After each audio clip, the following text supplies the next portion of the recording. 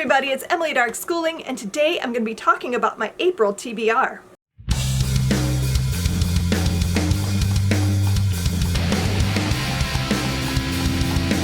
So, knowing myself, and knowing how overwhelmed I'm feeling right now, and how hard it is for me to focus, I'm trying to be realistic with my TBR this month, but we'll see what happens. So let's just talk about the books that I have planned for the month of April. First up, I want to talk about the 5th season. This is our ARG Booked book club pick for April, so we're going to be reading this together. I'm very excited but also nervous because this is a book that I've had on my TBR for a long while, and I'm just super intimidated by it. I really want to read it because, again, I like N.K. Jemisin a lot as a person. I follow her online. And I've never read anything by her, and I really hate that I do that. I do that a lot with authors where I start following them and then I'd never read any of their books. So my goal is to try to read from at least a couple of those authors that I follow this year. So I'm gonna get through this. We're gonna read it together. So I'm very excited. I don't know hardly anything going into this. I don't know what this is about. I know it's a trilogy and this is the first book, but that's basically it, and that it's fantasy. I've heard it said that it's kind of apocalyptic, so I don't know if I picked the wrong book going into this month. I don't know, but we'll see. So yeah, so if you want to join us, pick up a copy of the 5th season, read along with us this month, and at the end of the month, I'm going to host a live show here on this channel where we can sit and talk about it. Sarah's home from college right now, obviously, so she's going to read her copy, and luckily we both have a copy of this book. I don't know, that doesn't always happen, but we both happen to have a copy, so both of us will be reading it this month, and so she's going to be in the live show with me again, so I'm excited for that. It's another book I'm pushing at the top of my TBR this month is Harry Potter and the Deathly Hallows. I need to write the final Harry Potter unit study, and what's a better time to travel back to Hogwarts than right now? Like, these are comfort books for me. So I'm very much anticipating going back to Hogwarts. Yeah, so this is definitely going to happen. I'm probably going to start reading this next week because I really wanted to give myself a week break between level 5 and another project. So this was my break week, and then I'm going to jump into this probably Monday the 5th, 6th? I don't even know what day that is. But anyway, I'll be reading this month. I'm very excited. Another priority book that I really need to start is The Southern Book Club's Guide to Slaying Vampires by Grady Hendrix. This is an ARC. I've had this sitting on my shelf for a while, since Christmas, I think. And I was like, oh, I'll read that in March before it's released. And nope. And so I really want to read it this week because this comes out, I know it's early April, so it might be next week. This has been a highly anticipated book for me. I love Grady Hendrix's books. They're always fun. And this one is vampires, but I think it's billed as Steel Magnolias meets Dracula, and that is just two of my favorite things.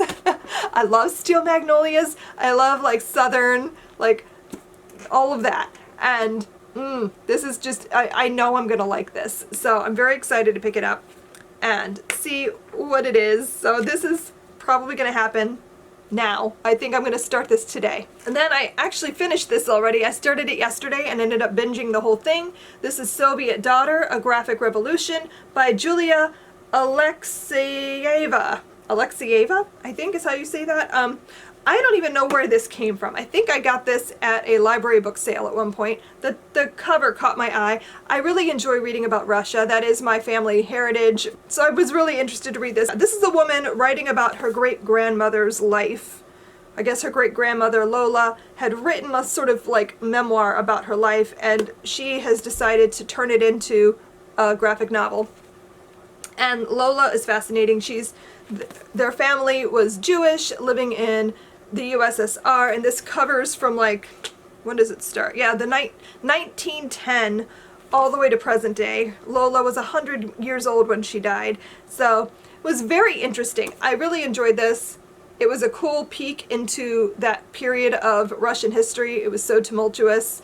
And it also hit one of my challenges for the Build Your Library reading challenge this year, in that I read a graphic novel that takes place in a country not my own. So I also have The Story That Cannot Be Told by J. Casper Kramer, and this is a book I'm reading with my 11-year-old right now, and it takes place in Romania in the 1980s, and it's about when they were under communist rule. It's very dark, darker than I thought going in. This is a book she picked she wants to read a book from every country, and so we've got this whole map project we're doing with that, and I asked her when we finished Prairie Thief what did she want to read next, and this was her pick, and I was like, okay, cool, Romania. That's a country we haven't read from before. So, I don't know. Part of me is a little nervous reading this with her because it is so dark. This is about a girl who is sent to live in the countryside when her parents get into trouble, I think. And so she's sent away and she collects stories, and so there's a lot of like folk tales woven in. So we're only a little ways in. I think, yeah, we're like 50 pages into the book, but it's good so far. With my teens, we decided to start having our little book club. We have kind of gotten out of the habit of reading aloud. They're 17, and 20, so it's a challenge with everyone's schedules to coordinate, but I thought, what better time than when we have nothing else to do? I think I gave them like 6 options for a book, and then Sarah's like, wait, and she went and grabbed a book that she wanted me to read and convinced her siblings. So we're reading The Sorcery of Thorns by Margaret Rogerson.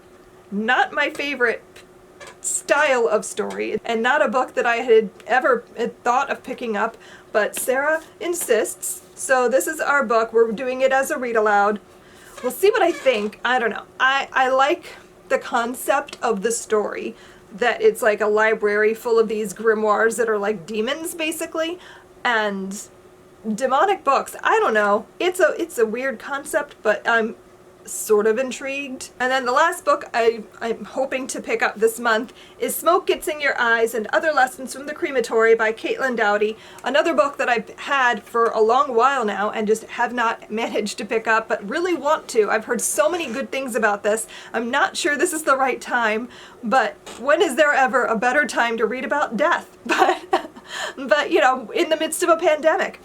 I don't know, I've been really wanting to pick this up. I know it's nonfiction. This is a book that I have on my list of 20 books I want to read in 2020. So I'm like, I really want to push myself to pick it up. So we'll see if I can handle it, the morbidity of reading about death and dying right now.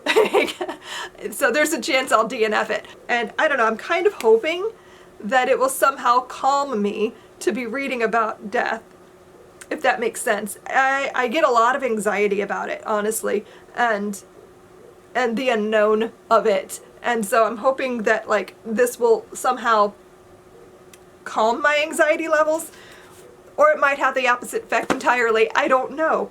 So these are the books that I'm going to be reading in the month of April.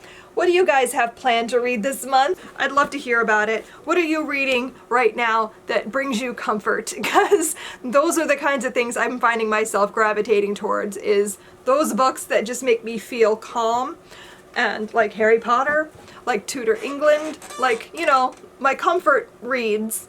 Death, apparently. I don't know. I'm a weirdo. So thanks so much for watching, and I'll see you guys in my next video. Happy reading. Bye.